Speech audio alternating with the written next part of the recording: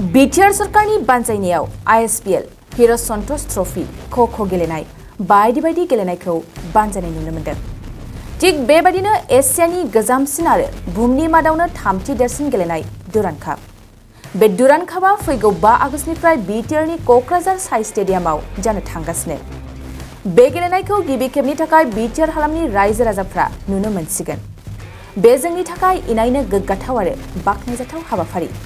क'क्राझार जिल्लानि सिङाव थानाय सिम्बोरगाव गोजौ फरायसालिनि गेलेग्रा फोथाराव दिनै बे गेलेनायखौनो खौरां लानो थाखाय फुंबिलिनि समाव बिटिआरनि गाहाय मावफुं सोद्रोमा प्रमद बर'आ नुजाथिहैना गेलेगिरिफोरखौ थुलुंगा गोनां बोसोन आरो गोख्रों गेलेनायखौ खालामनो थाखाय खावलायहैयो। गेलेनाय बिथिंखौ गोख्रों खालामनो थाखाय बिटिआर सरकारा गोबां राहा लाबाय थादों, इयुनाव लाबाय थागोन होनना बड'लेण्ड बुब्लिनि गाहाय सुजुगिरि राकेश रामसियारिनि एक्सक्लुसिभ लाइभनि गेजेरजों रोखा फोरमायो।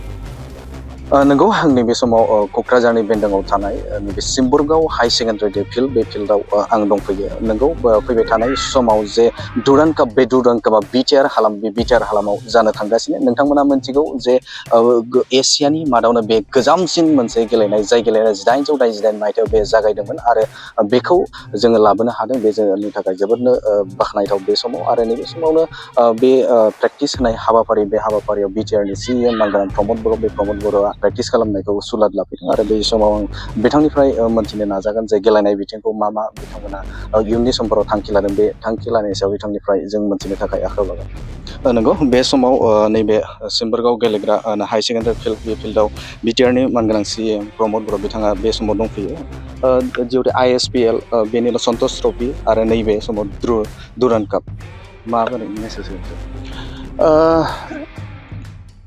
बड'लेण्डनि इयुथफ्रा लाइमोनफ्रा गेलेमु बिथिङाव जोबोद गोख्रों, बेखौ जों बयबो मिथिगौ आरो गेलेमुनि बिथिङाव गोदो गोदायनिफ्रायनो बाहागो लाबोदों आरो थांनाय समफ्राव मालाबा नेसनेल टीमफ्राव जोंनि बर'निफ्रायबो बिन'द ब्रह्म बिथांमोन बायदिया जायगा मोनबोदों आरो बेबायदि गोबां प्लेयार दङ।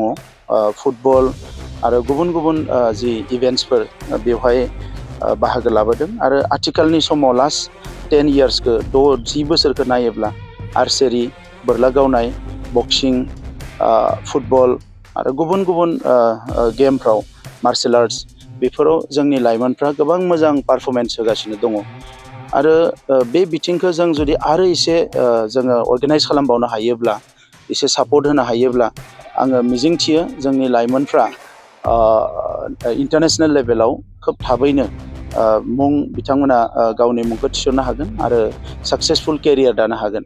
दा बेनिखायनो दिनै बड'लेण्डआव जों सरकार हिसाबै बा ससाइटि हिसाबै जि बिथिङाव जोङो गोख्रों बै बिथिंफोरखौ जोङो थाबैनो बोखांनांगोन। दा स्पर्ट्सआव जों मोजां, स्पर्ट्सखौ जों बोखांनो हायो। कालसाराव जोंहा मोजां, जों कालसाराव थाबनो जोङो जौगानो हायो आरो जोंनि मानसिफ्रा हार्ड वार्किं, खस्थ' खालामनो हायो। दा आबादखौ गोदो गोदायनिफ्राय मावबोदों। दा बे हिसाबै आबादाव जुदि एसे जोङो आरोबाव मेलेमखौ होनो हायोब्ला, ब्रेनखौ होनो हायोब्ला, आबादखौ साइन्टिफिकेलि खालामनो हायोब्ला रांखान्थिया जोंहा थाबैनो जौगानो हागोन। दा बेबायदि माखासे बिथिं लोगोसे सोलोंथाइ, जों सोलोंथाइयाव गोदो गोग्लैसोनायमोन। दा लासैनो जोंनि फरायसाफ्रा इण्डियानि टप IITsफ्राव, इण्डियानि टप इउनिभारसिटिसफ्राव, इभेन फरेन इउनिभारसिटिफ्रावबो माखासेया साफा सानै थांनो हमदो PhD खालामनो थाखाय, मास्टार्स खालामनो थाखाय। दा बेफोर बिथिंखौ नायोब्ला जे जोंनि लाइमोनफ्रा, जोंनि हारिनि सुबुंफ्रा गुबुननिख्रुइ खुनु कारनाव गाहायाव नङा, मेलेमाव, साननाय हनायाव गासैयावबो फिजिकेल जि लेबार खालामनाय। दा बे बिथिंफोरखौ बोखांनानै जोङो अर्गानाइज खालामनानै जोङो माखासे जोंनि पलिसिजों, हारिनि पलिसि प्लास सरकारनि पलिसि बेखौ लानानै जों जौगालांनांगोन। दा नैबे डुरान्ड काप जि फुटबल जोङो बोसोरसेनि गेजेरावनो ISPL खुंदोंमोन। बिनि उनाव जोंहा हिर' सन्टोष ट्रफी जों खुंखांबाय क'क्राझाराव आरो दायो जोङो डुरान्ड काप खुंनो थांगासिनो दङ, जेनिखि 132 बोसोर गोजाम मोनसे गेम बियो आरो इण्डियानि गुबुन गुबुन जायगायाव जाखांबाय आरो एसियानिनो बयनिख्रुइ अल्डेस्ट गोजामसिन माने बे गेलेनाय बे जाबाय डुरान्ड काप। दा बेखौ बिथांमोना मोनसे बे प्रेस्टिजियास बे टुर्नामेन्टखौ जोंनो हरदों, जों बेवहाय हस्ट खालामदों आरो दायो क'क्राझार साइ स्टेडियामखौ आगोलाव बेवहाय 2,000 सुबुङा जिरायनो हायोमोन। थाबैनो जों बेखौ 12,000 सुबुं जिरायनो हानाय जोङो बानायबाय गेलारि। बेवहाय मानसिफ्रा फैनानै जिरायनो हागोन, रायजो राजाफ्रा जिरायनो हागोन। आरो फैगौ 5 अक्ट'आव जागायजेननाय जि जोंनि गेलेनाय 5 अक्ट'आव दुरान्ड कापनि जागायजेननायाव भारतनि डिफेन्स मिनिस्टार राजनाथ सिंह बिथाङा फैगोन आरो चिफ अफ द डिफेन्स बिथाङाबो फैगोन, लोगोसे आसामनि चिफ मिनिस्टार बिथाङा फैगोन आरो गोबां माखासे गेलेमुजों लोब्बा थानाय सोमोन्दो थानाय माखासे लिडारफ्रा फैगोन। दा बे हिसाबै बेखालि मेगा इभेन्ट जागोन। बेनि उनाव कन्टिनिउ 9 साननि थाखाय गेमा सोलिगोन। गासैबो जोंनि रायजो राजाफ्रा फैनानै क'क्राझाराव बिथांमोना टिकेट लायो, नाथाय आं रायज्लायबाय थादों बोरैबा बेखौ एसे फ्रि खालामनो हायो नामा होननानै। दा अब्लानिया गुबुन सानफ्रावबो बिथांमोना फैनो हागोन। गिबि सानावथ' खुनु टिकेट लानो होआखै, आं रिकुवेस्ट खालामदों बिथांमोनखौ। आरो उननि सानफ्रावबो जुदि हायोब्ला बिथांमोनखौ बुंबाय थादों जे हायोबा बेखौ माबा खालामनांगौ गुबुननिफ्राय स्पन्सर लानानै, अब्ला बयबो रायजो राजाफ्रा बड'लेण्ड ओनसोलनि फैनानै बेवहाय बाहागो लानो हागोन। आरो बेवहाय नेपाल दङ, भुटान दङ आरो माखासे जि आइ लिग गेलेनाय इन्टारनेसनेल प्लेयारफ्राबो बेयाव फैगोन। स' मोजां मोनसे फुटबल जोंनि रायजो राजाफ्रा नुनो मोनगोन। आरो बेखौ जों दिनै मावनो हादों मानोना दिनै गोजोन फैबाय, गोजोन थासारि फैबाय। दा बे गोजोन थासारि फैनायखायसो जोङो बेफोर खामानिखौ मावनो हादों। आरो आं मिजिं थिदों जे बे गोजोन थासारिखौ जों कन्टिनिउ खालामनो हायोब्ला, लांबाय थानो हायोब्ला गोलाव सम जोंनि गासैबो बिथिंखौ जोङो थाबैनो जौगाहोनो हागोन। नोंथांनिफ्राय आं मिथिनो लुबैगोन, जिहेथु गेलेनाय बिथिङाव नोंथांमोना जोबोद गोसो होनानै जे खामानि मावबाय थानायखौ जों नुनो मोनदों। नाथाय माखासेयाव जों मिथिगौ जे बिटिआर हालामाव गेलेनाय बिथिंखौ नोंथांमोननि देश सोरखारनि दैदेननायाव गुबुन गुबुन बिथिङाव नोंथांमोना जौगानायनि थाखाय खामानि मावबाय थादों। नाथाय गेलेगिरि बिथांमोनखौ जे खायसेयाव सोलोंथाइ गैया बा सोलोंथाइ सालिफोर गैया, जायनि थाखायनो गेलेगिरिफोरा थिखानाय सोलोंथाइ मोनैनि थाखाय गेलेनायनिफ्राय बन्सित जाना थानाय, बे बिथिङाव सरकारनिफ्राय माबाफोर राहा लागोन? दा बेखौ जोङो मोनसे एकाडेमि क'क्राझाराव जिफोर हौवासाफोरनि थाखाय जागोन, आरो मोनसे एकाडेमि उदालगुरियाव जि हिन्जावसाफोरनि थाखाय जागोन। आरो बियो फुटबल स्पेसियेल जागोन, खारन इण्डियान फुटबल फेडारेसननि प्रेसिडेन्ट कल्याण सुबे बिथाङा बुंदों जे जोंनो बेस्ट अफ द बेस्ट कच हरगोन। आरो लोगोसे जोंनिफ्राय जायखिजाया साबा कचखौ बिथांमोना सार्टिफिकेट मोननाय ए क्लास कच बानायनो थाखाय बिथाङा जोंनो अफार होदों। जों जायखिजाया CB थानाय कच हरनांगौ, बिथाङा साबाखौ ए कच बानायनानै हरगोन, ए क्लासनि, जाहाथे बिसोरो मोजां कचिं होनो हायो। दा बे प्रसेसा सोलिगासिनो दङ। आरो आं सान्दों देग्लाय बोसोरनिफ्रायनो जों खामानिखौ जागायगोन। मोनसे एकाडेमि उदालगुरियाव, मोनसे एकाडेमि क'क्राझाराव। आरो बे एकाडेमिया फार्स्टआव रेसिडेन्सियेल जानाय नङा। बिथांमोनखौ जोङो 1 आवार जि ड्राइभ गारि बास होनानै 1 घन्टानि गेजेरनि गोजान लामानिफ्राय लाबोनानै जायखिजाया मोनसे स्टेडियामाव बिथांमोननि क्लासा जागोन, प्रेक्टिसा जागोन, आरो बिसोरो गावबा गावनि स्कुलफ्रावनो फरायनो हागोन। दा बे बेबस्थाखौ जों खालामदों। आरो देग्लायनिफ्राय मोनसे मिशन जों लादों जे फार्स्ट बोसोराव देग्लाय 7टानिफ्राय 8टा स्टेडियाम 5 कौटिनि जोङो बानायगोन। बेनिफ्राय फैगौ 5 बोसोरनि गेजेराव 40टा समस्थियावबो जोङो मोनसे स्टेडियाम बानायनो थाखाय मोनसे प्लेनिं लानाय जादों। दा अब्ला बे स्टेडियामफ्रा जेला जागोन, जोंनि लाइमोनफ्रा फुंनि मोनानि बेवहाय गेलेनो हागोन आरो गावसोरनि लुबैनाय बायदि कचखौ खालामनो हागोन। आङो नुदों बड'लेण्डआव जोंहा गोबां क्लाब दङ। बै क्लाबफोरा गावसोरनि रांजोंनो बिथांमोना खस्थ' खालामनानै क्लाबफोरखौ फोथांना लाखियो। गामि गामिबो फुटबल टीम थायो जोंहा। दा बे फुटबलखौ जुदि मोजाङै जोङो जौगाहोनो हायोब्ला, बियो ब्राजिल बा आर्जेन्टिनाफ्राव जेरैबायदि जादों, जोंनियावबो जानो हाया होननायनि जेबो खोथा गैया। जोंनियावबो जानो हागोन, बेखौ जोङो पटेनसियेलखौ नुदों। दा नंखायनो बे लाइनाव जोङो बांसिन गोसो होबाय थादों जे जोंनि लाइमोनफ्रा बोरैहाय गेलेनानै गावसिनि केरियार दानायजों लोगोसे जोंनि मुंखौबो गोजौआव लांनो हायो आरो बेजोंनो बिसोरो इमप्लयमेन्टबो लानो हायो।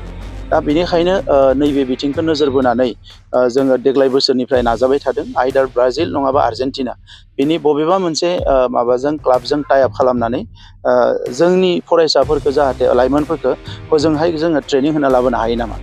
गाबोन जुदि जोंनिफ्राय 100, 200, रोजासे जुदि प्लेयार ओंखारबाबो जेबो खोथा गैया मानोना दा जोंनियाव फैनानै नाइजेरियानिफ्राय गेलेबाय थादों गाबोन जोंनिफ्राय थांनानै नाइजेरियायाव गेलेहैगोन बा गुबुनाव गेलेहैगोन दा बे जोंनि जि लाइमोनफोर इसिबां मोजां मोजां लाइमोनफोर दङ बिथांमोनखौ जोङो अर्गानाइज खालामनानै मोजां प्लेयार बानायनो थाखाय हरनो जोङो थिग खालामनाय जादों दा बेनि थाखाय फैबाय थानाय समाव जोङो स्टेप बाय स्टेप गासैबो खामानिखौ मावलांगोन फुटबलनि अनगायै गुबुन गेलेनायफोरखौ माबायदि गुबुन गेलेनायफोरखौबो जोङो नोजोर होदों नाथाय जोंनिया बांसिन दायो फुटबलाव जों नुनो मोनो बयबो गेलेयो नाथाय मोनसे लेभेलाव थांना नांथाहैयो फुटबलजोंनो गोबाङानो रेलवेआव साख्रि मोनबाय अइलआव साख्रि मोनबाय गोबां पुलिसाव मोनबाय गोबां जोंनिया साख्रि मोनबाय दा बेनिखायनो जुदि फुटबल गेलेनानैनो जोंनि लाइमोनफ्रा जुदि गाबोन आरोबाव हाजार हाजार लाइमोनफ्रा गुबुन गुबुन बिथिङाव साख्रि मोनोबा इमप्लयमेन्ट मोनोबा बेथ' जोंनि थाखाय बिराद मोजां दा गुबुन जि गेलेनाय दोङो बेफोरखौबो जोङो नोजोर होदों लासै लासै जों क'क्राझाराव दा सुइमिं अलिम्पिक स्टेन्डार्ड मोनसे सुइमिं पुल जों मोननै बानायनो थांगासिनो दङ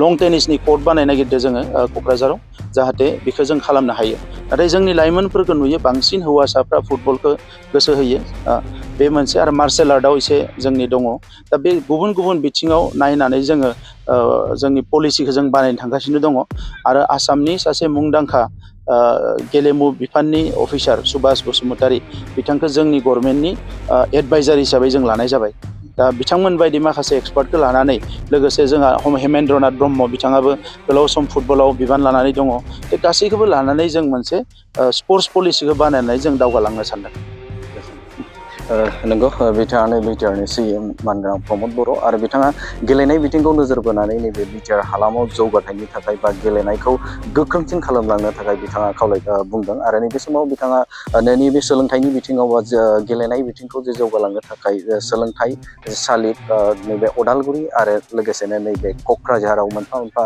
इनस्टिटिउसन बानायगोन होननानै बिथाङा बुंदों आरो बेनि अनगायैबो गुबुन गुबुन गेलेनायखौबो नोजोर बोनानै बिथाङा नैबे समाव बिथाङा जोंनि बड'लेण्ड बुब्लिनि गेजेरजों फोरमायबाय बे समाव नोंथांमोननो क'क्राझारनिफ्राय आं राकेश रामसि आरो नोंथांमोननो बेनि गासै नुथायफोरखौ नोंथांमोननि सिगाङाव फोरमायबाय गोजोन सोलोंथाइ बोसोर 2023-24नि थाखाय फरायसाफोरनो गोदानै मुं थिसननाय लानानै फैदों क'क्राझारनि डक्टर सभा ब्रह्म मिउजिक आरो फाइन आर्ट्स कलेजआ